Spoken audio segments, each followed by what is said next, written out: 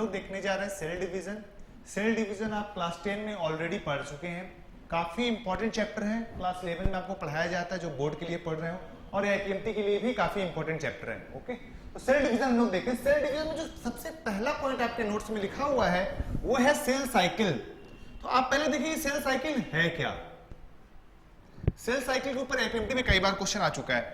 Cell cycle means वो complete changes जो होता है during cell division.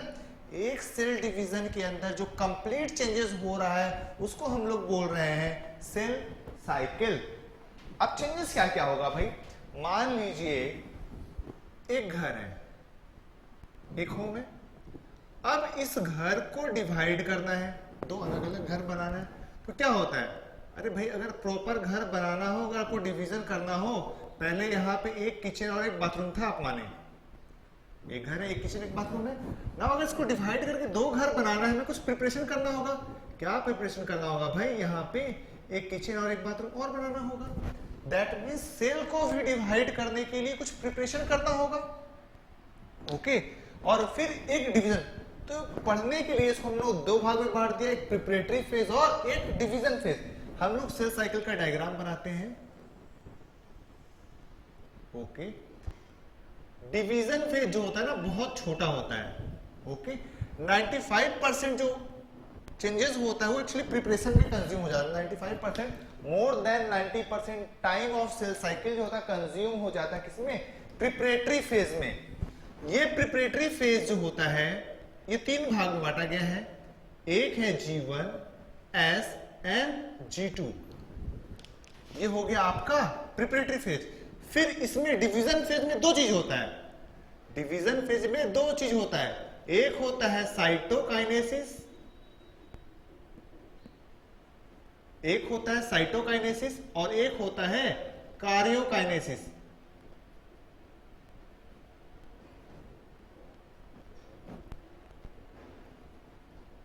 Okay, now karyokinesis क्या होता है आप देखिए। पहले सेल डिवाइड कैसे हो रहा है, ये सेल है भाई, सेल डिवीजन से पहले प्रिपरेशन करता है, प्रिपरेशन करके इसका साइज हो गया डबल, सब कुछ cell organelles, amount of DNA वगैरह सब कुछ डबल हो गया, न्यूक्लियस का साइज भी हमने डबल कर दिया। अब डिवीजन होगा, डिवीजन होगा सबसे पहले जो डिवीजन होगा वो न्यूक्लियस का होगा, और न्यूक्लियस के डिवीजन को हम लोग बोलते हैं कैरियोकाइनेसिस।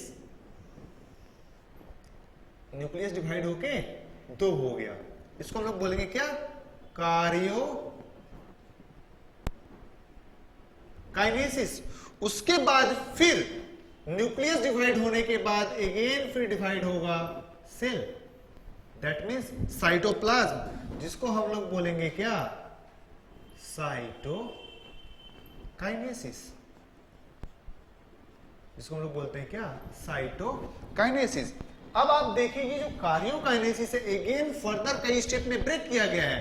कार्योकाइनेसिस को हम लोग PMAT, कई बार आपके एग्जाम में आता है, इसको अरेंज करिए। जो कार्योकाइनेसिस का स्टेप्स है ना, आपके एग्जाम में कई बार इसको अरेंज करने, स्टेट क्वेश्चन में अधिकतर कई बार दिया जा चुका है, इसको आप सीक्वेंस में अरेंज करें। तो सीक्वेंस से पहले आप जान लीजिए पीमैट है क्या। Prophase, metaphase, prophase, metaphase, anaphase, and then at last telophase. Prophase, metaphase, anaphase, telophase, जिनको याद ना रहे वो याद कर सकते हैं पुराना मैट, पुराना मैट, इस तरह से आप याद रख सकते हैं पुराना मैट। पी से क्या होगा प्रोफेज, एम से मेटा, ए से एना, टी से टीलो। तो ये था पूरा सेल साइकिल। ये डायग्राम आपके एमपी में आ चुका है, इस तरह से दिया हुआ गया था, और यहाँ पे नंबरिंग दे देगा आपको, ये क्या है, मान लीजिए यहाँ पे दे देगा ए, आप बताएं ए क्या है। ए भाई कौन सा फेज है, G1 फेज है, क्योंकि ये जो है प्रिपरेटरी फेज, इसको बोला जाता है इंटरफेज, इसको हम लोग बोलते हैं इंटरफेज। इंटरफेज को हमने G1, S एंड G2 तीन भाग में बांट दिया है। ओके, नाउ यहीं पे आपके नोट्स में और एक टर्म दिया हुआ है जनरेशन टाइम, एक टर्म और दिया हुआ है क्या, generation time. Generation time, generation time के ऊपर कई बार क्वेश्चन आ चुका है। जनरेशन टाइम है क्या एक्चुअली? एक सेल को डिवाइड होने में जो पूरा टाइम लग रहा है, preparatory phase as well as division phase, दोनों को मिला के हम लोग बोलते हैं, जो वहां पे टाइम लग रहा है उसको हम लोग बोलते हैं जनरेशन टाइम। तो इसके ऊपर कई बार क्वेश्चन आ चुका है। देखिए क्वेश्चन कैसा आता है। क्वेश्चन आपको बोलेगा एक सेल को डिवीजन होने में, सेल डिवीजन होने में टाइम लगता है 1 मिनट। तो आप बताएं 64 सेल बनाने में कितना टाइम लगेगा? ऐसे क्वेश्चन आप कैसे करेंगे? देखें जरा, ये एक सेल है, 2 सेल बना, 1 मिनट लगा। अब ये दोनों सेल डिवाइड करेंगे, 4 सेल बनाएंगे, तो भी कितना लगेगा? 2 से 4 बनने को 1 मिनट लगा। अब ये 4 से कितने बनेंगे? 8, 8 से 16, 16 से 32, 32 से 64, तो कितना टाइम लगा? 1 मिनट यहां लगा, एक बार यहां माइटोसिस हुआ, यहां पे, यहां पे, यहां पे, यहां पे, मतलब 1 2 3 4 5 6, 6 मिनट टाइम लग रहा है। ओके, इस तरह से आपसे क्वेश्चन बता देगा। यह क्वेश्चन इस तरह से एक बार बीएचओ में पूछा गया था। भाई एक बैक्टीरिया है, वो डिवाइड होके आधा कप भर दे रहा है। एक कप में बैक्टीरिया को रखा गया, वो डिवाइड करके 36 मिनट में हाफ कप को फिलअप कर रहा है। तो आप बताएं इसको फुल कप भरने में, बैक्टीरिया जो है पूरे कप को भरने, इसको टाइम कितना लगेगा? हाफ कप को भरने में 36 मिनट लगा है। यहां पे सारे सेल है, सारा सेल अगर डिवाइड करेगा, एक बार और अगर सब डिवाइड कर देगा तो क्या हो जाएगा? पूरा कप फिलअप हो जाएगा ना। आधा कप तो ऐसे भरा हुआ है। अगर हर सेल, यहाँ पे जितना मतलब मिलियंस ऑफ सेल है, सिर्फ एक बार अगर माइटोसिस कर देता है, माइटोसिस कर देता है, डिवीजन कर देता है, तो ये पूरा कप भर जाएगा। तो जनरेशन टाइम अगर 1 मिनट है तो 37 मिनट में ये पूरा कप फिलअप हो जाएगा। इस तरह से क्वेश्चन आता है आपका जनरेशन टाइम का। ओके, नाउ अब हम लोग इसके बाद देखते हैं इंटरफेस का डिटेल। चलिए अब हम लोग देखते हैं सेल साइकिल। सेल साइकिल का मैंने आपको जस्ट एक ब्रीफ आइडिया दिया था। आपको मैंने बताया सेल साइकिल में 2 फेजेस होते हैं। एक होता है इंटरफेज और एक होता है divisional phase. Now divisional phase में अगेन 2 स्टेप्स होता है।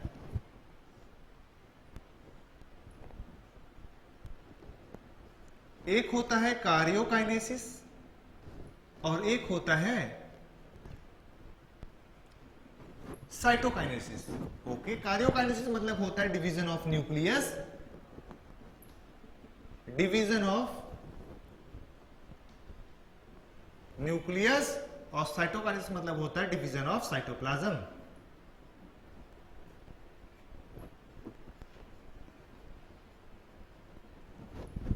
डिविजनल फेज हो गया।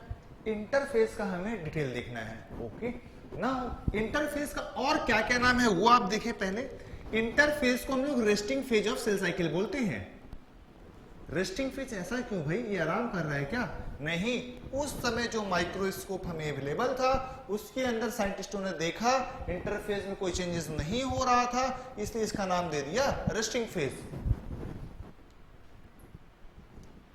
फिर इसका नाम है प्रिपरेटरी फेज। अब इसको प्रिपरेटरी फेज क्यों बोलते हैं भाई? प्रिपरेटरी फेज इसको इसलिए बोलते हैं क्योंकि सेल जो है अपने आप को प्रिपेयर करता है। इस ड्यूरेशन में, इस फेज में सेल जो है अपने आप को डिवीजन के लिए प्रिपेयर करता है। क्या प्रिपेयर करता है भाई? डिवीजन करना है, सेल ऑर्गेनेल्स को डबल करना पड़ेगा। अगर इसके पास मान लो 1 माइटोकॉन्ड्रिया है तो उसको डिवाइड करके 2 माइटोकॉन्ड्रिया करना पड़ेगा। अमाउंट ऑफ डीएनए को डबल करना पड़ेगा, प्रोटीन का सिंथेसिस करना पड़ेगा। डिटेल में देखेंगे इसको।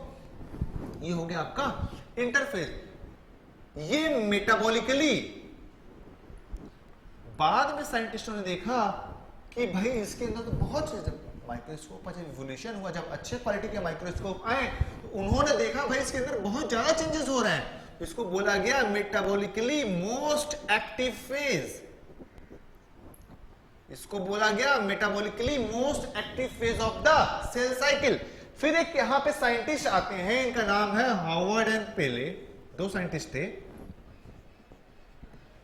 हॉवर्ड एंड पेले, इन्होंने इंटरफेज को अगेन 3 पार्ट में डिवाइड किया। कौन कौन सा?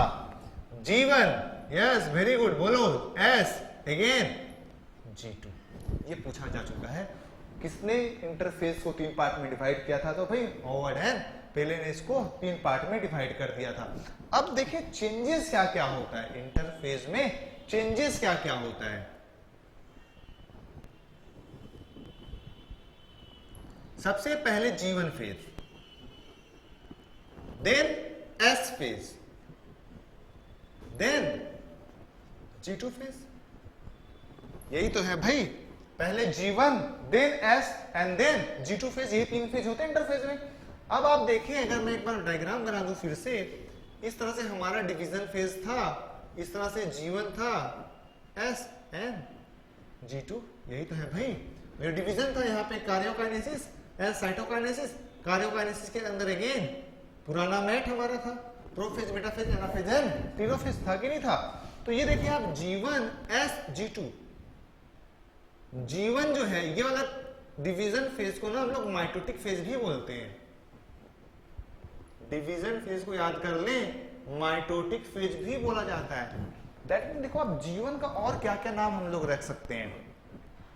पोस्ट माइटोटिक फेज रख सकते हैं कि नहीं, देखो माइटोसिस के बाद हो रहा है, पोस्ट माइटोटिक फेज, या S मतलब होता है सिंथेटिक फेज, सिंथेटिक फेज के पहले हो रहा है, तो इसका नाम रख सकते हैं हम लोग प्री सिंथेटिक फेज, रख सकते हैं कि नहीं।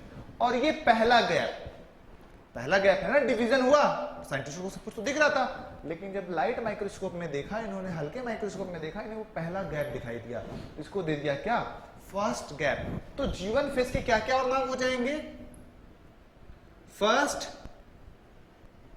गैप फेज, पोस्ट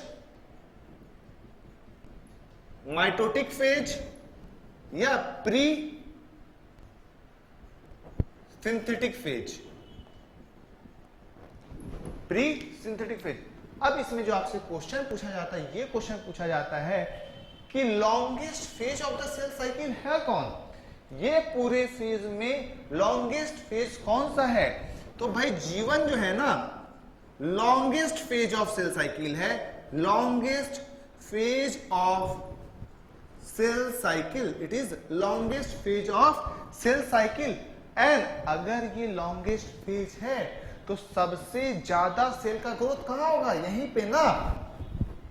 ग्रोथ करने का मतलब सेल का वॉल्यूम बढ़ेगा, सबसे ज्यादा वॉल्यूम कहां बढ़ेगा, यहीं पे बढ़ेगा। Cell grows maximum, cell grows maximum in कहा, G1 फेज में। इसमें क्या क्या इवेंट होता है, क्या क्या इवेंट होता है, यहाँ पे आरएनए का सिंथेसिस होगा, प्रोटीन का सिंथेसिस होगा, सेल ऑर्गेनेल्स वगैरह डबल होंगे। ओके, ये है खासियत G1 फेज का ना। उसके बाद आता है S फेज का। S फेज का फुल फॉर्म है सिंथेटिक फेज। यहां पे 3 चेंजेस, S फेज में आपको 3 चेंजेस याद रखना है। पहला, यहां पे सिंथेसिस ऑफ डीएनए होता है।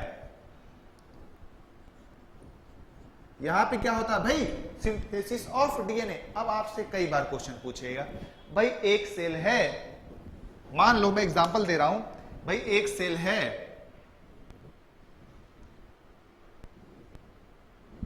उसके अंदर 2 क्रोमोसोम है, एक सेल है उसके अंदर 2 क्रोमोसोम्स है। पहला क्वेश्चन आपसे यही पूछेगा डीएनए का सिंथेसिस होता कहां है, कई बार ये पूछा जा चुका है। तो डीएनए का सिंथेसिस कहां होता है भाई, S phase of the cell cycle. पहला आंसर हो गया। दूसरा क्वेश्चन एआईपीएमटी में ये अगर आपसे पूछा जाएगा, इस तरह से क्वेश्चन पूछा जा चुका है कि भाई एक सेल है, उसके अंदर 2 क्रोमोसोम है, उसके अंदर जो अमाउंट ऑफ डीएनए है वो 4 ग्राम है। ग्राम में नहीं होता भाई, मैं जस्ट इमेजिन करा रहा हूं आपको। अमाउंट ऑफ डीएनए कितना भाई, 4 ग्राम है। अब आप बताएं एस फेज के बाद उसमें कितना क्रोमोसोम और कितना डीएनए होगा। क्वेश्चन को आप समझे पहले। क्वेश्चन ये बोला गया भाई एक सेल है, उसके अंदर 2 क्रोमोसोम है, उसके अंदर डीएनए कितना है, 4 ग्राम। एस फेज कंप्लीट हो गया। अब आप हमको बताएं उसके अंदर कितने क्रोमोसोम्स और कितने डीएनए होंगे। ऑप्शन में दिया होगा 4 क्रोमोसोम्स 4 ग्राम डीएनए, 4 क्रोमोसोम्स 8 ग्राम डीएनए, 2 क्रोमोसोम्स 4 ग्राम डीएनए, 2 क्रोमोसोम्स 8 ग्राम डीएनए। जरा दिमाग जो सोचते हैं ना क्रोमोसोम का नंबर डबल होगा, वो गलत है। कई बार गलती में आप क्रोमोसोम नंबर को भी डबल करके ट्रिक मार देते हैं। एक्चुअली होता क्या है, ये देखिए आप, ये क्रोमोसोम है, इसके अंदर डीएनए प्लस हिस्टोन प्रोटीन दोनों है। अब देखें ये इसके अंदर जो डीएनए था ना उसका अमाउंट डबल हो गया, लेकिन दोनों एक ही सेंट्रोमियर से अटैच हैं। दैट मींस ये एक का था, दूसरे में चेंजेस क्या होगा देखिए, ये भाई देखें आप, अभी भी सेंट्रोमियर कितना है, 2 ही है, पहले भी 2 ही था। दैट मींस जब सेंट्रोमियर 2 है तो क्रोमोसोम भी अभी कितना है, एस फेज के बाद 2 ही है, लेकिन अमाउंट ऑफ डीएनए क्या हो गया, डबल हो गया ना। तो आंसर होगा 2 क्रोमोसोम होंगे लेकिन अमाउंट ऑफ डीएनए कितना होगा, 8 ग्राम। 2 क्रोमोसोम और डीएनए का अमाउंट कितना होगा, 8 ग्राम। कहने का ये मतलब है S phase of cell cycle में, S phase of cell cycle होने के बाद, कंप्लीट होने के बाद अमाउंट ऑफ डीएनए डबल होता है पर नंबर ऑफ क्रोमोसोम सेम होता है। बोले हाँ या ना, number of chromosome same, amount of DNA double. Okay चलो नाउ अच्छा ये देखो आप, ये जो दोनों है ना बाद में सिस्टर क्रोमैटिड का फॉर्मेशन करवाएंगे, मैं ये आगे डिस्कस करूंगा। मैंने से आपको एस फेज में 3 पॉइंट याद रखने के लिए बोला था। पहला डीएनए का सिंथेसिस होता है, दूसरा यहाँ पे लेट एस फेज, जब अंत होने वाला होता है, एस फेज का एंड होने वाला होता है, तब सेंट्रियोल्स भी डबल हो जाता है। Centriole duplicate in late S phase. Late S phase में क्या होता है, सेंट्रियोल भी डबल हो जाता है। और एक प्रोटीन आपको याद रखना है, यहाँ पे एक प्रोटीन का सिंथेसिस होता है, उस प्रोटीन का नाम है ट्यूबुलिन प्रोटीन सिंथेसिस। आपसे क्वेश्चन पूछा जाएगा भाई ट्यूबुलिन प्रोटीन कहां बनता है, तो S phase of cell cycle में ट्यूबुलिन प्रोटीन बनता है। चलें G2 फेज, G2 फेज का हम लोग क्या क्या नाम रख सकते हैं भाई, पोस्ट सिंथेटिक फेज या प्री माइटोटिक फेज या गैप 2। गैप 2 है, पोस्ट सिंथेटिक, प्री माइटोटिक। तो नाम हो गया इसके 3, pre mitotic phase, post synthetic phase and second gap phase. इसमें कोई खास इवेंट आपको याद नहीं रखना है, आरएनए प्रोटीन का सिंथेसिस ही होगा और सेल ऑर्गेनल का डुप्लीकेशन होगा। अब देखिए यहां पे और एक चीज आपको याद रखना है, यहां पे एक और फेज होता है G0 फेज। अरे भाई सेल हमेशा डिवाइड थोड़ी ना करता रहेगा, कुछ देर वो रेस्ट भी करेगा। वो जो रेस्टिंग फेज होता है ना उसको हम लोग बोलते हैं G0। G1 में आने के बाद वो G0 फेज में जा सकता है। ओके G0 क्या है, इसको हम लोग G0 बोलते हैं या क्विसेंट स्टेज भी बोलते हैं। Quiescent stage of cell cycle, यहां पे cell undergoes for the rest, cell doesn't divide. इस फेज में जाने के बाद सेल डज नॉट डिवाइड। लेकिन अगर वो एस फेज में आ गया, अगर वो एस फेज में आ गया तो वो कमिट हो जाता है डिवाइड होने के लिए। क्वेश्चन आ चुका है भाई आपके एग्जाम में कि सेल कमिटेड कब होता है डिवीजन के लिए, जब वो एस फेज में आ जाता है। ओके तो ये था आपका डिटेल्स ऑफ इंटरफेज। हम लोग बात फिर से देख लेते हैं कि अब तक हमने क्या क्या पढ़ा। हमने पढ़ा भाई सेल साइकिल में 2 पार्ट है, कौन कौन सा, interphase and divisional phase. Divisional phase में again karyokinesis and cytokinesis. Karyokinesis को हम लोग बोलते हैं डिवीजन ऑफ न्यूक्लियस, साइटोकाइनेसिस को हम लोग बोलते हैं डिवीजन ऑफ साइटोप्लाज्म। इंटरफेज का और बहुत सारा नाम है, क्या क्या है, रेस्टिंग फेज, प्रिपरेटरी फेज या metabolically most active phase. Howard and Pelc ने इसको 3 पार्ट में बांटा, कौन कौन सा बोलिए फटाफट जोर से, G1, S and G2। Again interphase जो है ना G1, S एंड G2 में हॉवर्ड एंड पेले के कारण। नाउ इसका नाम देखते हैं और क्या क्या है, first gap phase, post mitotic and pre synthetic. Synthesis से पहले हो रहा है ना, pre synthetic. Now largest phase of the cell cycle है और इसमें क्या होगा, cell grows to maximum. Now S phase में आपको याद रखना है, सिंथेटिक फेज बोलते हैं, इसमें डीएनए का सिंथेसिस होता है पर नंबर ऑफ क्रोमोसोम सेम रहता है पर अमाउंट ऑफ डीएनए डबल हो जाता है। सेंट्रियोल्स डुप्लीकेट होता है लेट एस फेज में और ट्यूबुलिन प्रोटीन का सिंथेसिस होता है। G2 फेज में भी आपको याद रखना है इसका प्री माइटोटिक है, पोस्ट सिंथेटिक फेज है और सेकेंड गैप फेज होता है। चलिए हम लोग सेल डिवीजन का कॉज देख लेते हैं। ओके, डिवाइड होने का कारण क्या है? अभी तक इसके ऊपर क्वेश्चन नहीं आया, मे भी आ सकता है। कॉजेज ऑफ सेल डिवीजन, भाई इसके लिए दो थ्योरी दिया गया है। एक है सरफेस वॉल्यूम रेशियो और एक है कर्न प्लाज्म थ्योरी। एक है सरफेस वॉल्यूम रेशियो और एक है कर्न प्लाज्म थ्योरी। दोनों अलग अलग थ्योरी है।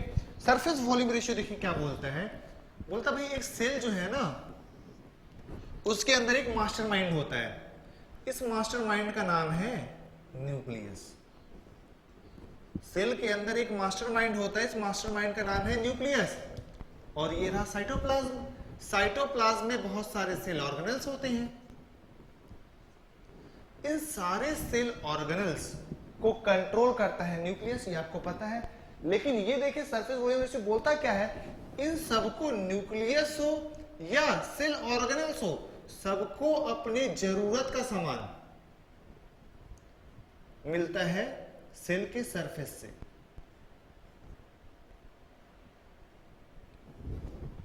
ये सेल ऑर्गेनल, सबको सेल सरफेस से मिल रहा है। अब देखो होगा क्या, ये सेल जो है ग्रोथ करता है। जब सेल ग्रोथ करता है तो साइटोप्लाज्म का वॉल्यूम बहुत ज्यादा तेज ग्रो करता है in comparison to surface area of cell membrane. अरे भाई आप समझने की कोशिश करिए, अगर न्यूक्लियस और सेल ऑर्गेनल को ग्लूकोज चाहिए तो सेल सरफेस से लेगा, बाहर से लेगा ना, या अमीनो एसिड चाहिए, प्रोटीन चाहिए, कुछ भी चाहिए सेल सरफेस से ही ले पाएगा, क्योंकि बाहर में कौन है, ब्लड है या फ्लूइड है जो किसको सप्लाई कर रहा है। तो सप्लाई बाहर से आ रहा है, सेल सरफेस से लेगा। अब देखो क्या हो रहा है, यहाँ पे डिमांड करने वाला कौन है, साइटोप्लाज्म और न्यूक्लियस। इनका अमाउंट बहुत ज्यादा तेज ग्रो कर रहा है in comparison to cell membrane. एक समय ऐसा आएगा ये सेल सरफेस जो है, सेल मेम्ब्रेन, इनका नीड फुलफिल नहीं कर पाएगा, इनका नीड फुलफिल नहीं कर पाएगा। उस स्टेज में ये सेल डिवाइड करेगा।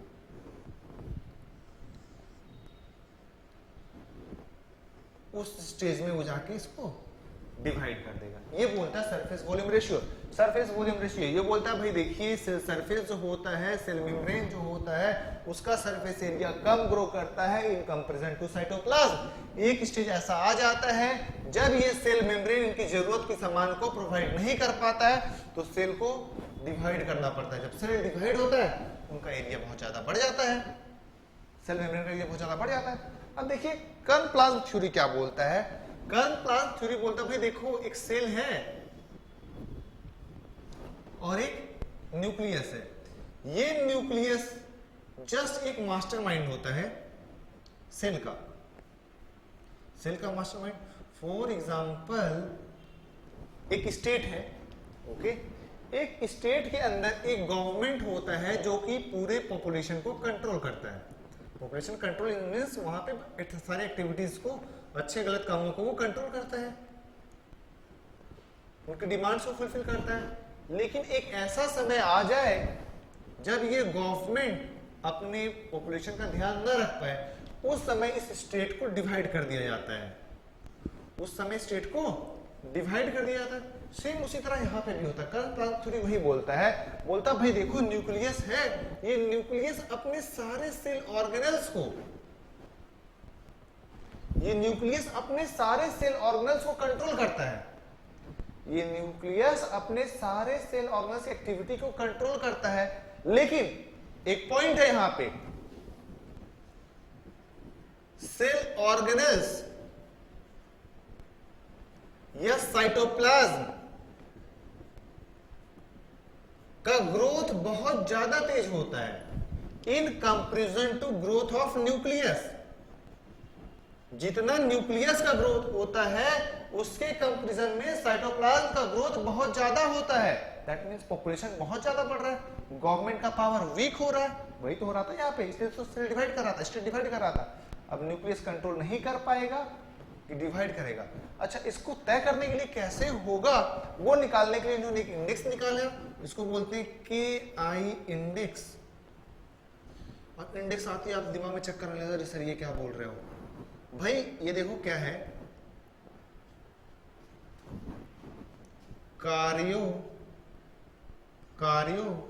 कार्योप्लाज्मिक इंडेक्स, इसका फुल फॉर्म है कार्योप्लाज्मिक इंडेक्स। कार्योन मतलब होता है न्यूक्लियस, आपको याद होना चाहिए, कार्योन मतलब होता है nucleus of plasm that means cytoplasm. इन्होंने कुछ नहीं किया भाई, कार्यो का कार्यो ले लिया और यहां से प्लाज्म ले लिया, कार्यो प्लाज्म इंडेक्स। इंडेक्स में क्या होता है? रेशियो, मतलब volume of nucleus by volume of cytoplasm, volume of nucleus divide by volume of cytoplasm. अगर KI का वैल्यू लो है दैट मींस साइटोप्लाज्म बहुत ज्यादा तेज ग्रो कर रहा है, तो सेल क्या करेगा? डिवाइड, क्योंकि इसमें कंट्रोल अच्छा नहीं हो रहा न्यूक्लियस का। अगर KI हाई है cell will not divide, cell will not divide. ये था कॉजेज ऑफ सेल डिवीजन। फटाफट एक बार फिर से देखें आप, कॉजेज ऑफ सेल डिवीजन के लिए दो थ्योरी दी गई है, surface volume ratio and plasm theory. Surface volume ratio क्या बोलता है भाई, एक सेल है, अपनी जरूरत का सारा सामान सेल सरफेस से लेता है, सेल मेम्ब्रेन का लेता है, सेल मेम्ब्रेन से लेता है, लेकिन साइटोप्लाज्म का ग्रोथ जो होता है वो बहुत ज्यादा तेज होता है, न्यूक्लियस का ग्रोथ बहुत ज्यादा तेज होता है जब इन कंपैरिजन टू किससे? सेल मेम्ब्रेन से। जब ऐसा कंडीशन आ जाता है, सेल मेम्ब्रेन जो है अपने न्यूक्लियस और साइटोप्लाज्म का डिमांड फुलफिल नहीं कर पाता, सेल डिवाइड कर जाता है। ये कौन बोलता है? Surface volume ratio. कर्म प्लाज्म थ्योरी देखें क्या बोलता है, ये बोलता है एक न्यूक्लियस जो है मास्टरमाइंड है, ये पूरे सेल ऑर्गेनल्स को कंट्रोल करता है, लेकिन साइटोप्लाज्म और सेल ऑर्गेनल्स का जो ग्रोथ होता है बहुत ज्यादा तेज होता है इन कंपैरिजन टू न्यूक्लियस।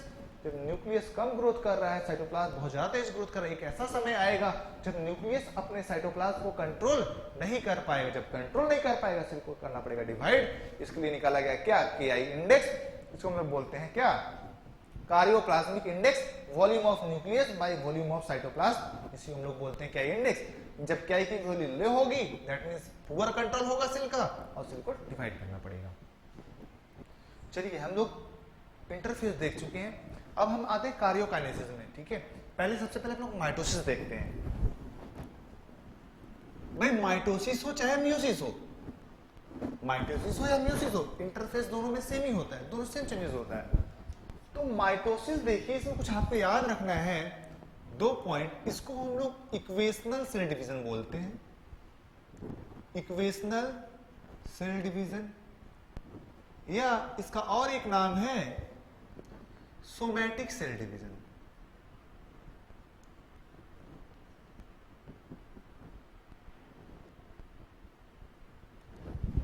इसको हम लोग इक्वेशनल सेल डिवीजन बोलते हैं या सोमैटिक सेल डिवीजन बोलते हैं। सबसे पहला पॉइंट, इक्वेशनल सेल डिवीजन क्यों बोलते हैं?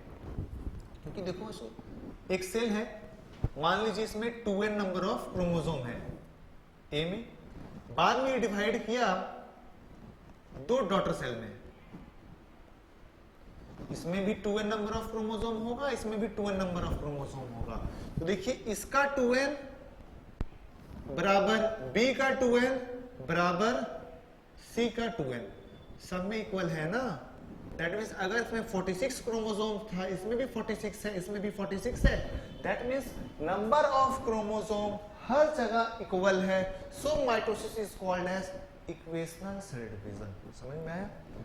सोमैटिक सेल डिवीजन को क्यों बोलते हैं? क्योंकि ये हमारे बॉडी सेल्स में होता है, स्किन में, पूरे बॉडी में ये होता है, except germinal cells. Germinal cells कहने का मतलब जो सेल्स गैमेट फॉर्मेशन में इन्वॉल्व हो। ओके, इसको इसलिए सोमैटिक सेल डिवीजन बोलते हैं। अब आप क्वेश्चन आपसे घुमा के पूछेगा, भाई आपको प्लांट सेल में माइटोसिस की स्टडी करनी है,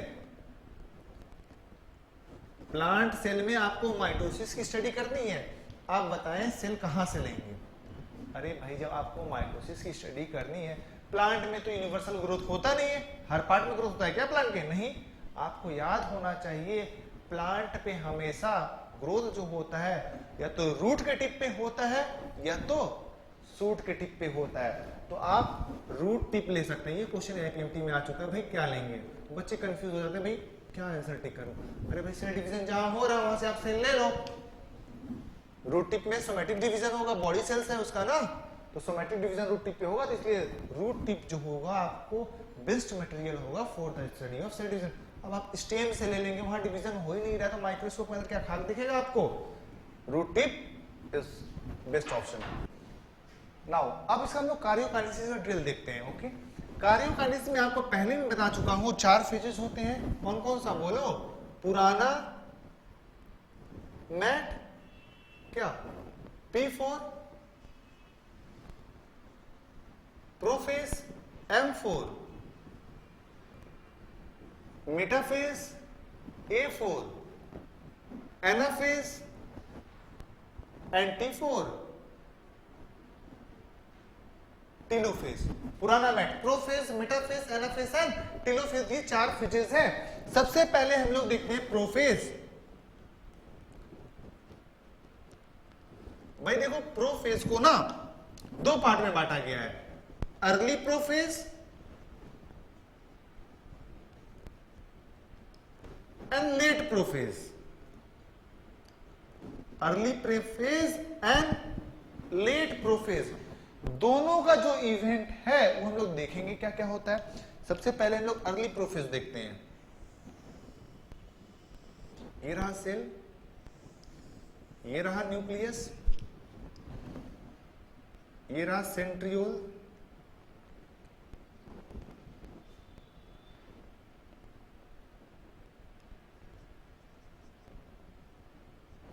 सेंट्रियोल हो गया। ये देखो यहां पे होगा डीएनए, 4 लेते हैं हम लोग, nucleus, amount of DNA already double हो चुका है।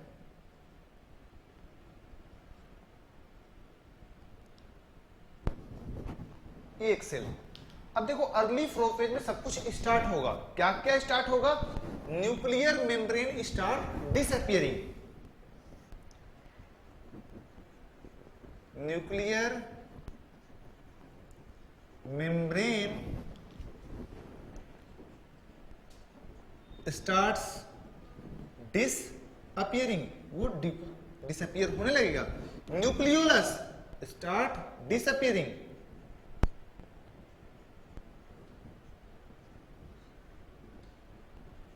डिसअपियरिंग होने लगेगा। न्यूक्लियोलस भी डिसअपियर होना चालू हो जाएगा।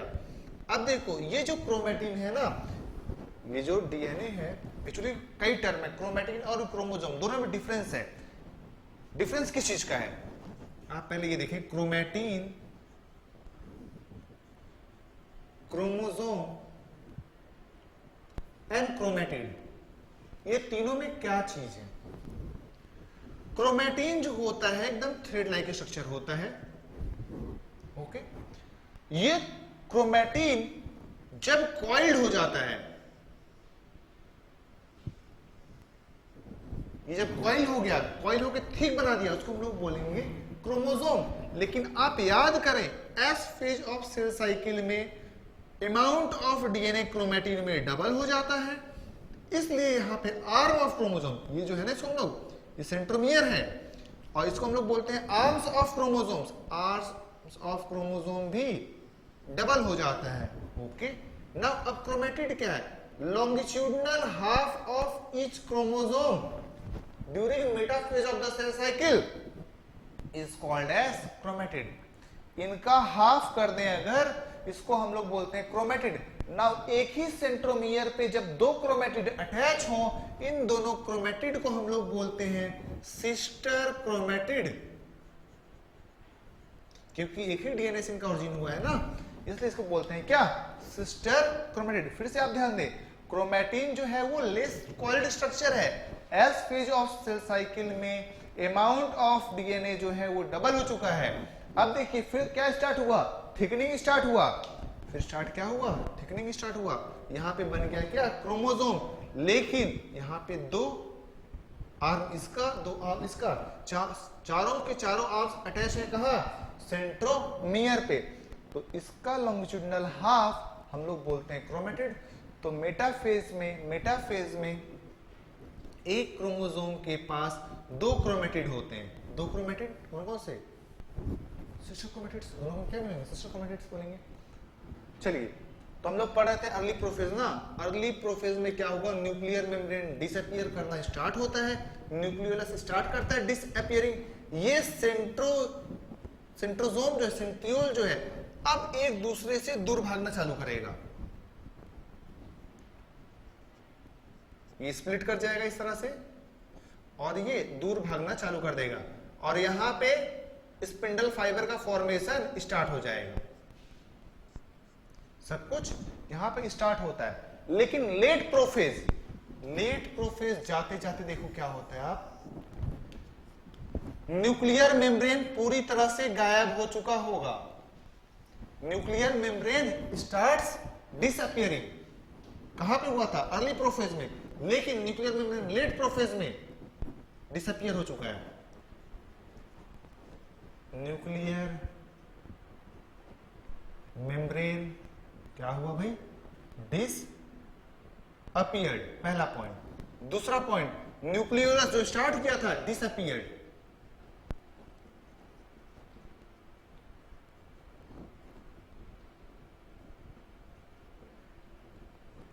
गोल्गी बॉडी एंडोप्लाज्मिक रेटिकुलम भी डिसअपियर हो जाता है। थर्ड पॉइंट आप देखें, ये जो सेंट्रियोल था अपोजिट पोल की तरफ मूव कर रहा था, अब ये पूरी तरह दोनों पोल की तरफ पहुंच चुका होगा और इस तरह से स्पिंडल फाइबर का फॉर्मेशन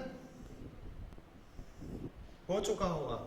अच्छा और एक बात देखें आप, न्यूक्लियर मेम्ब्रेन डिसअपियर हो चुका है, that means cytoplasm mixes with the nucleoplasm.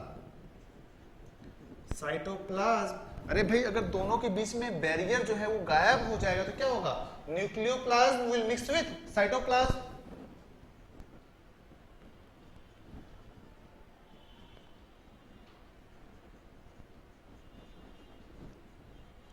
जिसके कारण क्या होगा, न्यूक्लियस का जो फ्लूइड होता है ना वो गाढ़ा होता है, तो विस्कोसिटी अब बढ़ जाएगा। विस्कोसिटी ऑफ साइटोप्लाज्म क्या होगा, इंक्रीज हो जाएगा। जब विस्कोसिटी इंक्रीज होगा तो रिफ्रैक्टिव इंडेक्स, जितना ज्यादा विस्कोसिटी बढ़ेगा, जितना ज्यादा मीडियम डेंसर होता है, उतना ज्यादा रिफ्रैक्टिव इंडेक्स होता है, तो रिफ्रैक्टिव इंडेक्स भी यहाँ पे बढ़ जाएगा। ये सारे चेंजेस कहाँ हो रहे हैं, प्रोफेज में। और क्या हुआ है, ये सेंट्रियोल्स अपोजिट पोल पे पहुंच चुके हैं और स्पिंडल फाइबर का फॉर्मेशन हो चुका है।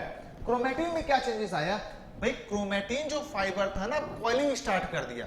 कॉइलिंग मतलब आप एक क्लोथ लीजिए, ठीक है, एक लंबा क्लोथ जो मम्मी लोग घर में लेती है, उसको क्या करती है, दोनों तरफ से कॉइल करती है ताकि उसका पानी बाहर आ जाए। जैसे जैसे पानी बाहर आता है उस क्लोथ का साइज छोटा होते जाता है और मोटा होता जाता है। तो क्रोमैटिन में क्या हो गया, क्रोमैटिन अंडरगो स्पाइरलाइजेशन, मतलब कॉइलिंग, ठीक है। जब कॉइलिंग होगा तो उससे पानी क्या होगा, कपड़े से पानी क्या होता है, बाहर आता है ना, उसी तरह क्रोमैटिन से भी पानी बाहर आएगा, होगा डिहाइड्रेशन।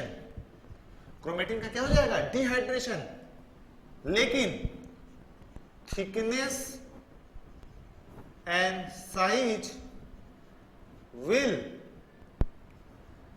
थिकनेस क्या होगा, इंक्रीज होगा, एंड साइज विल डिक्रीज। ये चेंजेस हो गया क्रोमैटिन के अंदर। तो ये सारा जो अब तक चेंजेस हुआ, ये हुआ आपका किसके, प्रोफेज के। इसके आगे हम लोग देखेंगे मेटाफेज, एनाफेज एंड टेलोफेज। लेकिन अब तक हमने क्या पढ़ा, एक बार फिर से देख लेते हैं। अभी भाई हमने आपको पढ़ाया क्या, माइटोसिस। माइटोसिस में जो होता है इंटरफेज, आगे पढ़ चुके हैं हम लोग कार्योकाइनेसिस देखने जा रहे हैं, फिर हम लोग साइटोकाइनेसिस देखेंगे।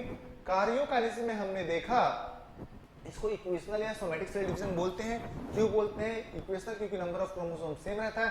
सोमेटिक क्यों बोल रहे हैं? सोमेटिक इसलिए बोल रहे हैं कि बॉडी सेल्स में होता है। और बेस्ट मटेरियल क्या होगा प्लांट के केस में? रूट टिप या शूट टिप, आप दोनों में से कोई एक ले लें। अब यहाँ पे देखें आप प्रोफेज में क्या चेंजेस हो रहा है। इसको हमने दो भाग में बांटा हुआ है, early prophase and load prophase, late prophase. Early prophase में सब कुछ स्टार्ट होता है और लेट प्रोफेज में सब कुछ कंप्लीट हो जाता है। For example nuclear membrane start disappearing, nucleolus start disappearing, centriole moves starts moving apart, centrioles start moving apart, ये दूर की तरफ मूव कर रहा है। फिर वहां पे क्या हो रहा है देखो, न्यूक्लियर मेम्ब्रेन कंप्लीटली डिसअपीयर हो चुका है, न्यूक्लियोलस डिसअपीयर हो चुका है, cytoplasm mixes with the nucleoplasm, जिसके कारण क्या हो रहा है? ओवरऑल विस्कोसिटी बढ़ रहा है, ओवरऑल विस्कोसिटी बढ़ रहा है और रिफ्रैक्टिव इंडेक्स भी बढ़ रहा है। क्रोमैटिन जो यहाँ पे स्टार्ट किया था क्या? स्पाइरलाइजेशन, थिकनिंग, तो उसके कारण क्या हो रहा था? डिहाइड्रेशन, और थिकनेस एंड साइज क्या हो रहा था? Thickness increase and size will decrease. अरे भाई जब कॉइलिंग करेगा ना तो क्या होगा? क्रोमैटिन का थिकनिंग बढ़ जाएगा, क्रोमोसोम का क्रोमैटिन का थिकनिंग बढ़ जाएगा, बट साइज विल डिक्रीज। और ये बन गया इस तरह से क्या हमारे पास? क्रोमैटिन बन जाएगा ना, क्रोमैटिन चेंज हो जाएगा, क्रोमोसोम। ये स्ट्रक्चर को हम लोग बोलते हैं क्रोमोसोम, और इसका लॉन्गिट्यूडिनल हाफ जो बन गया इसको हम लोग बोलते हैं क्रोमैटिड। ये था आपका प्रोफेज। चलिए मेटाफेज पढ़ने से पहले एक पॉइंट आप पढ़ लें, यहाँ पे जो नोट्स में दिया हुआ है, माइटोटिक एपरेटस। ये क्या चीज है भाई? माइटोटिक एपरेटस, आप अपने नोट्स में देखिए डायग्राम बनाया हुआ है माइटोटिक एपरेटस का।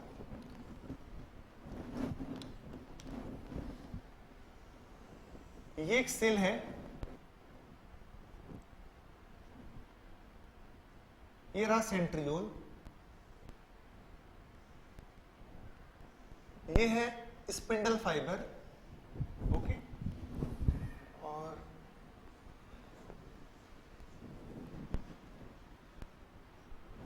ओके, ये आपका पूरा रेडिएशन निकल रहा है। ये जो स्ट्रक्चर है यहां से यहां तक, अगर आप देखें इसको, आप ढक दें और इसको देखें, एकदम स्टार की तरह दिख रहा है। ओके, कैसे दिख रहा है? स्टार की तरह से लगे ना, चारों तरफ से रेडिएट होता है। स्टार क्या होता है? इस तरह से होता है ना, ऐसे दिखता है, एकदम स्टार की तरह ये दिख रहा है। इसीलिए इस स्ट्रक्चर को हम लोग बोलते हैं एस्टर। क्या बोलते हैं इसको? एस्टर। और इस पूरे स्ट्रक्चर को हम लोग बोलते हैं माइटोटिक एपरेटस, जो कि यही माइटोसिस में हेल्प करेगा। क्रोमोसोम्स जो होंगे बराबर के डिवीजन के लिए आके मेटाफेज में यहाँ पे अटैच होंगे। तो ये देखिए सेंट्रियोल जो होता है ना, सेंट्रियोल, ये क्या है?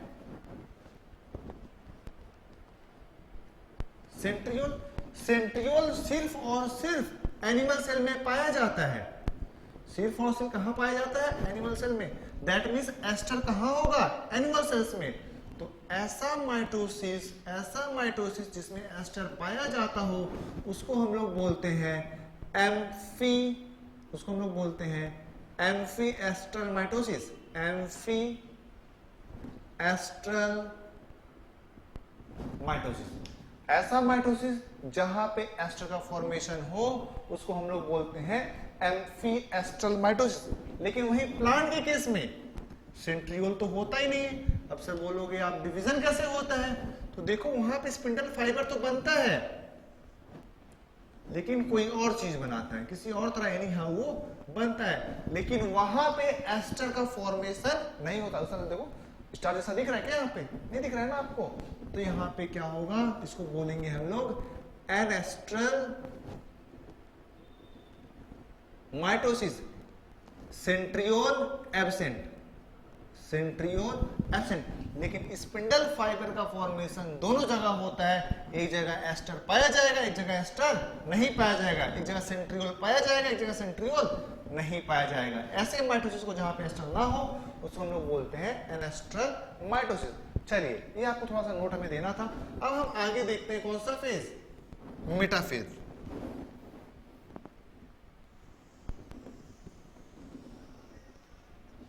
ये है आपका मेटाफेज। मेटाफेज में देखिए क्या होता है भाई, दोनों पोल पे सेंट्रियोल्स ऑलरेडी पहुंच चुके थे, स्पिंडल फाइबर बन चुका था। लास्ट प्रोफेज में, लेट प्रोफेज में स्पिंडल फाइबर हमारा बन चुका था। अब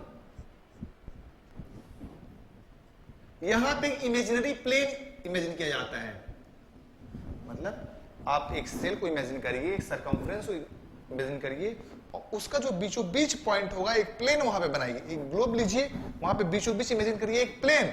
इस प्लेन को हम लोग बोलते हैं अर्थ के केस में क्या, इक्वेटोरियल प्लेट। सेल में भी इसको हम लोग बोलते हैं क्या, इक्वेटोरियल प्लेन या प्लेट, या इसको हम लोग बोलते हैं मेटाफेज में बनाना, इसीलिए इसको हम लोग बोलते हैं मेटाफेजिक प्लेट, या इसको हम लोग बोलते हैं क्या, मेटाफेजिक प्लेट। अब देखो, जो भी क्रोमोसोम साइटोप्लाज्म में थे वो अब क्या करेंगे, आके यहां पे अटैच हो जाएंगे by means of centromere.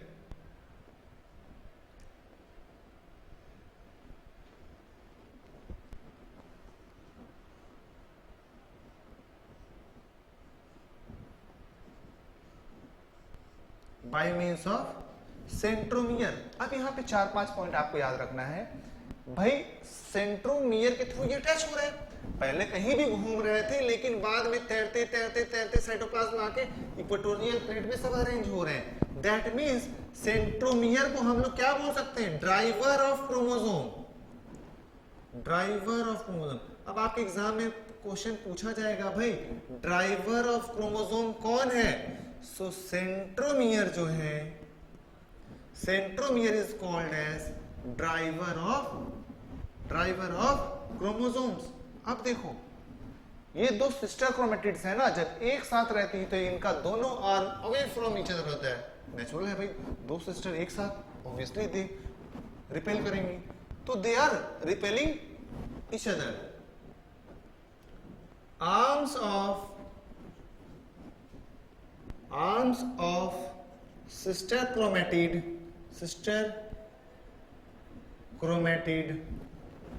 are directed away from each other. Arms of sister chromatid are directed away from each other. Okay? और देखो, जो बड़े बड़े क्रोमोसोम्स होंगे ना वो पेरिफेरी पे अरेंज हो जाएंगे, और जो छोटे छोटे क्रोमोसोम्स होंगे वो कहां होंगे, सेंटर पे। So larger chromosomes are at periphery, larger chromosomes at periphery and smaller at centre. Larger chromosomes कहां होंगे भाई, पेरिफेरी पे, और स्मॉलर कहां होंगे, एट द सेंटर। अब क्वेश्चन पूछा जाएगा, ऐसे क्रोमोसोम जिनके पास सेंट्रोमियर नहीं, वो कहां पे होंगे। सबसे पहली बात, जिनके पास सेंट्रोमियर नहीं होता उसको बोलते क्या है, उसको बोलते हैं एसेंट्रिक क्रोमोसोम। एसेंट्रिक क्रोमोसोम, ऐसे क्रोमोसोम जिनके पास सेंट्रोमियर नहीं होता है उनको हम लोग बोलते हैं क्या, एसेंट्रिक क्रोमोसोम। तो एसेंट्रिक क्रोमोसोम्स कहीं भी हो सकता है, ये क्वेश्चन आ चुका है, एसेंट्रिक क्रोमोसोम्स कहां होंगे, तो भाई एसेंट्रिक क्रोमोसोम्स साइटोप्लाज्म में कहीं भी हो सकते हैं, जरूरी नहीं है वो मेटाफेज प्लेट में हो, वो कहीं भी हो सकते हैं। चलिए दूसरा क्वेश्चन, स्पिंडल फाइबर जो होता है अटैच कहां पे होता है। ये देखिए भाई, एक सेंट्रोमियर है, ये सिस्टर क्रोमेटिड है। इस सेंट्रोमियर को जब क्लोजअप व्यू में आप देखेंगे ना, इसके ऊपर एक प्रोटीनेशियस डिस्क होता है। इस प्रोटीनेशियस डिस्क को हम लोग बोलते हैं काइनेटोकोर, नॉट कोर्नेटो, काइनेटोकोर। इसी काइनेटोकोर के ऊपर अटैच होता है स्पिंडल फाइबर। अब आपसे क्वेश्चन पूछा जाएगा, भाई स्पिंडल फाइबर जो है, स्पिंडल फाइबर वो कहां अटैच होता है। ऑप्शन में सेंट्रोमियर है, काइनेटोकोर एब्सेंट है, तो आंसर जाएगा सेंट्रोमियर। लेकिन अगर ऑप्शन में सेंट्रोमियर भी प्रेजेंट है, काइनेटोकोर भी प्रेजेंट है, तो आंसर जाएगा क्या, काइनेटोकोर। कई बार ऐसा आता है काइनेटोकोर ऑप्शन में होता है, तो आप काइनेटोकोर टिक करेंगे। अगर ऑप्शन में काइनेटोकोर नहीं है तो आप टिक करेंगे क्या, सेंट्रोमियर। चलो और एक क्वेश्चन, बेस्ट स्टेज, क्रोमोसोम जो होता है यहां पे थिकेस्ट होता है,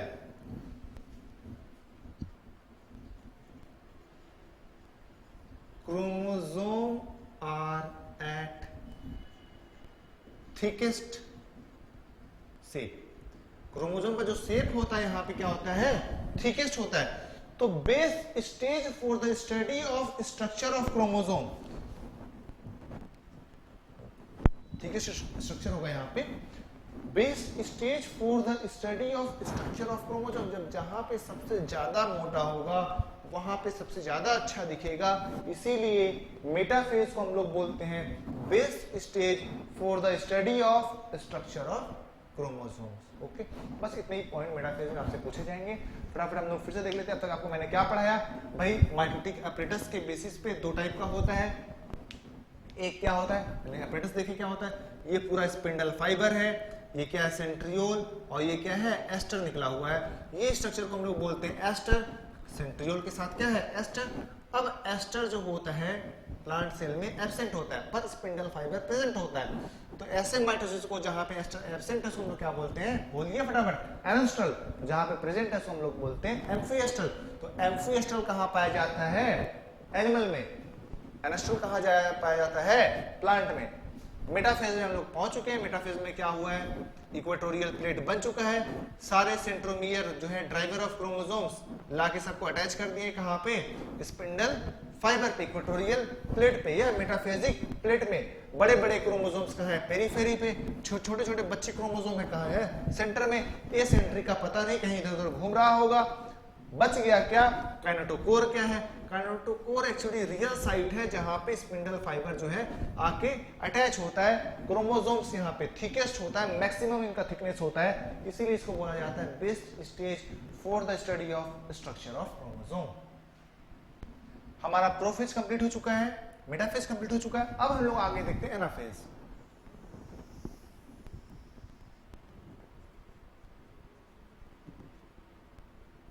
एनाफेज के बाद फिर आएगा हमारा टीलोफेज। पहले एनाफेज देखें। मेटाफेज अगर आपको याद हो,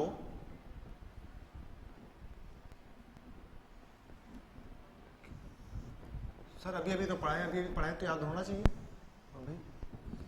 वो भी याद नहीं रहता, क्या करें, बहुत परेशानी है, कोई बात नहीं।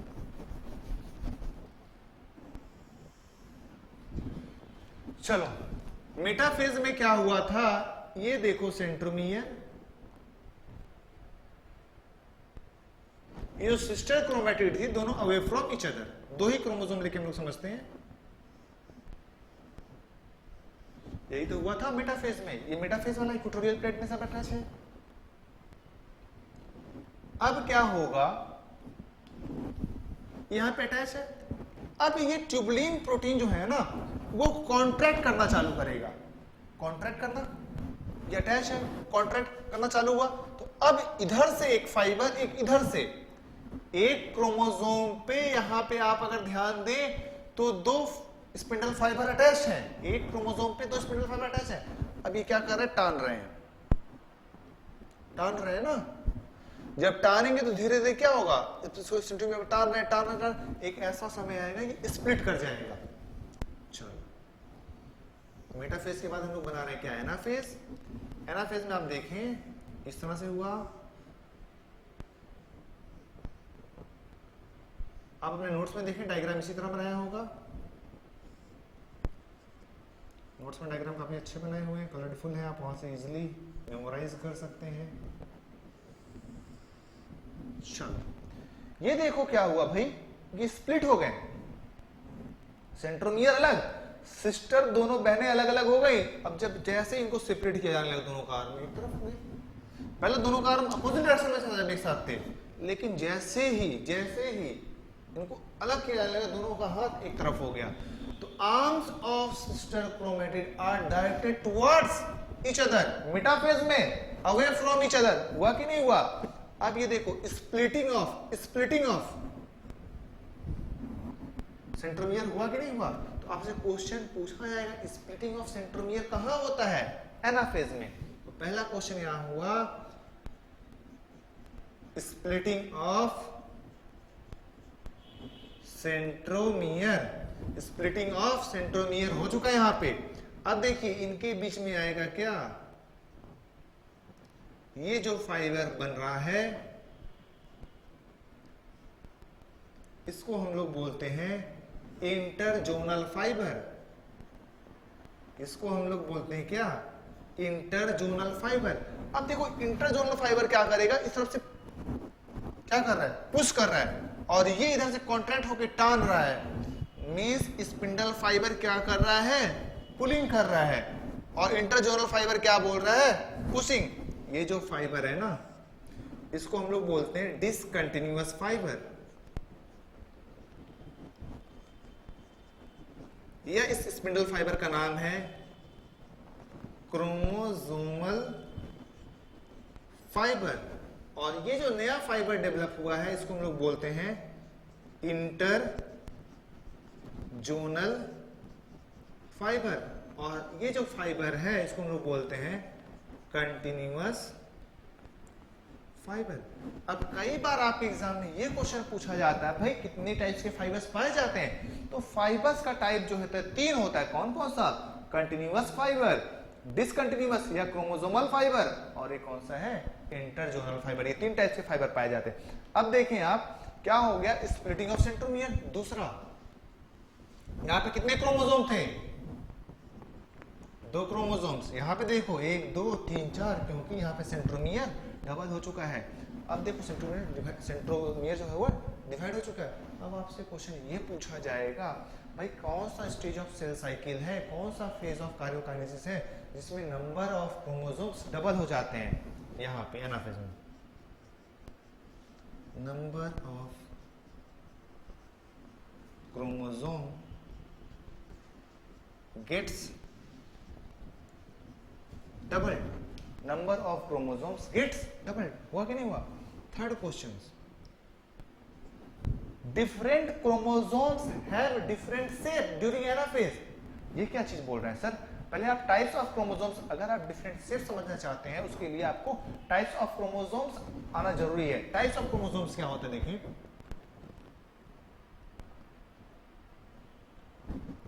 जिसमें सेंट्रोमियर बीच में होता है उसको हम लोग बोलते हैं मेटासेंट्रिक क्रोमोसोम। मेटासेंट्रिक क्रोमोसोम्स, जिस सेंट्रोमियर में नीचे की तरफ और नीचे की तरफ होता है इसको हम लोग बोलते हैं सब मेटासेंट्रिक। जिसमें एकदम टिप के जस्ट नीचे होता है इसको हम लोग बोलते हैं एक्रोसेंट्रिक, और जो इसका एकदम टिप पे होता है उसको हम लोग बोलते हैं टीलोसेंट्रिक। अगर बीच में सेंट्रोमियर उसको बोलेंगे क्या, मेटासेंट्रिक।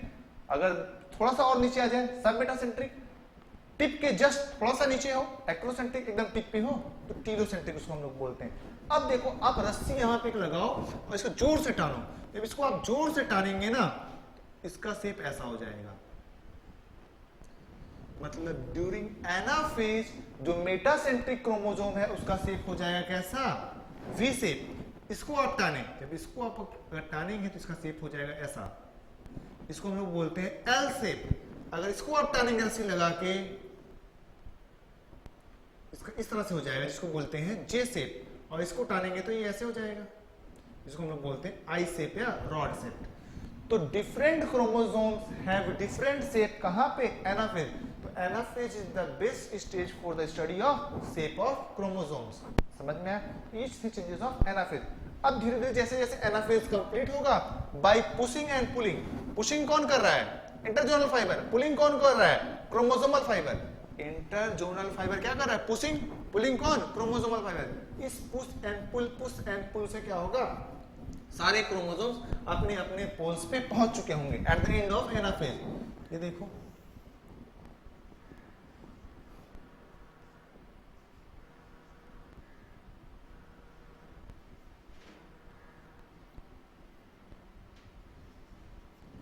पुश एंड पुल से दो क्रोमोसोम हमने लिया था, अलग अलग पोल पे पहुंच गए। टेलोफेज में क्या होता है? टेलोफेज में रिवर्स ऑफ प्रोफेज होगा। क्या होगा भाई? ये जो होंगे सब लंबे लंबे हो जाएंगे, क्रोमेटिन हो जाएंगे, न्यूक्लियर मेम्ब्रेन रीअपियर्स, एकदम रिवर्स ऑफ प्रोफेज होता है ना, तो न्यूक्लियर मेम्ब्रेन फिर से बन जाएगा। ये देखो न्यूक्लियर मेम्ब्रेन फिर से बन गया, न्यूक्लियोलस फिर से बनेगा, न्यूक्लियोलस फिर से हो जाएगा। क्रोमोसोम्स जो था यहाँ पे थिक हुआ था ना, यहाँ पे थिनिंग होगा, वहां पे डिहाइड्रेशन हुआ था, यहाँ पे क्या होगा? Hydration. That means reverse of prophase हो रहा है पूरा, जो भी चेंजेस हो रहा है। तो ये था हमारा पूरा सेल साइकिल। एक बार आप एनाफेज फिर से देख लें। मेटाफेज में हो चुका था क्या? सारे क्रोमोसोम्स मेटाफेजिक प्लेट पे आके अटैच हो चुके थे। यहाँ पे क्या हुआ? ट्यूबुलिन प्रोटीन में कॉन्ट्रैक्शन, जिसके कारण क्या हुआ? ये क्रोमोसोमल फाइबर क्या हुआ? सेंट्रोमियर को डिवाइड करके अलग कर ले गया, इंटरजोनल फाइबर बीच में आ गया, पुशिंग एंड पुलिंग हुआ और सारे क्रोमोसोम अपने अपने सेंटर में पहुंच गए। नंबर ऑफ क्रोमोसोम एनाफेज में क्या हो जाता है? डबल हो जाता है। स्प्लिटिंग ऑफ सेंट्रोमियर कहां होता है? एनाफेज में होता है। ओके, चलिए। और different chromosomes has different shape. So best stage for the study of shape of chromosome कौन सा होगा? एनासेप। Best stage for the study of structure of chromosome कौन सा होगा? मेटाफेज। अगर शेप और स्ट्रक्चर दोनों दे दे तो उस समय हो जाएगा मेटाफेज। ओके, नाउ मेटासेंट्रिक बीच में होगा, सब मेटासेंट्रिक जस्ट थोड़ा सा नीचे, एक्रोसेंट्रिक टर्मिनल के जस्ट ऊपर, और टीलोसेंट्रिक एकदम टर्मिनल। मेटासेंट्रिक का शेप भी, सब मेटा का एल, एक्रो का जे, टीलो का आई। टीलोफेज में आ जाइए आप। टीलोफेज में reverse of prophase, nuclear membrane reappear, बोलो न्यूक्लियोलस रीअपियर, क्रोमोसोम का फाइबर जो होगा ठीक, जो स्पिंडल फाइबर अपीयर किया था वो क्या हो जाएगा? डिसअपियर। अब इसके बाद स्टार्ट होगा साइटोकाइनेसिस।